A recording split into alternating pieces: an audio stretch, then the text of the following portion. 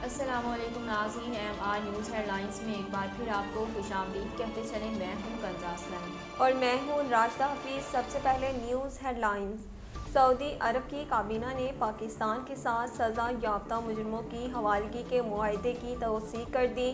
سعودی خبررساں agency کے مطابق سعودی فرمان روا شاہ سلمان بن عبدالعزیز کی سربراہی میں کابینہ کا اجلاس شاہی محل میں ہوا، جس میں سعودی عرب کے اہم مسائل پر غور کیا گیا۔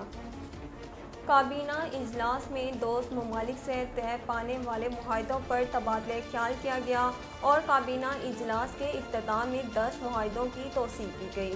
سعودی کابینہ نے پاکستان کے ساتھ سزا یافتہ مجرموں کی حوالگی کے حوالے سے معاہدے کی منظوری دی، جبکہ انسداد جرائم میں پاکستان کے ساتھ تعاون اور نشہ آور اشیاء کے اجزاء کی غیر قانونی تجارت روکنے کے لیے ایم او یو کو حتمی شکل دینے کی توثیق کی۔ کراچی کے کسٹم سپورٹس کمپلیکس میں رکھے گئے نایاب نسل کے 105 باز مر گئے، جبکہ زندہ بچ جانے والے 5 بازوں کی حالت بھی خراب ہے۔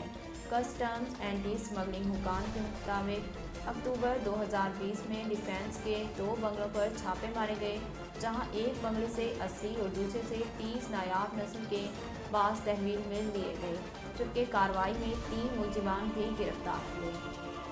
اس موقع پر کسٹمز حکام کو سخت مزاحمت کا بھی سامنا کرنا پڑا۔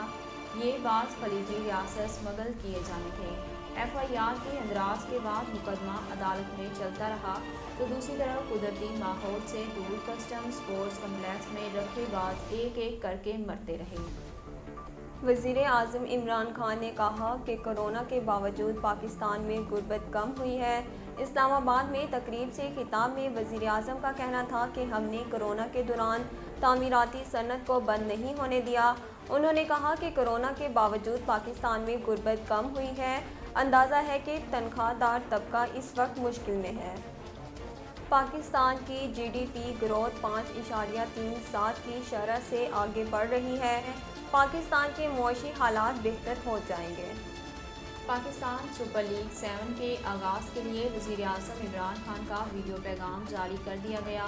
پی ایس ایل 7 کے لیے وزیر اعظم کا خصوصی ویڈیو پیغام پہلے سوشل میڈیا پر لیک ہوا، جس کے بعد پھر تحریک انصاف کے آفیشیل ٹویٹر اکاؤنٹ سے شیئر کر دیا گیا۔ پیغام میں وزیر اعظم نے امید کا اظہار کیا ہے کہ ہر ٹیم آخری گیند تک لڑے گی۔ ناظرین، اب تک کے لیے اتنا ہی۔ مزید خبروں اور اپڈیٹ کے لیے دیکھتے رہیے ایم آر نیوز۔ اہلیان لیا کے لیے خوشخبری، ایم آر نیوز چینل لا رہا ہے لیا سے روزنامہ M R news. Editor in chief Muhammad Rehan Rohani. اب آپ رہیں گے ہر خبر سے باخبر۔ اشاعت کا 35 سالہ تجربہ، خوبصورت اشاعت کے ساتھ بہت جلد روزنامہ ایم آر نیوز کا آغاز۔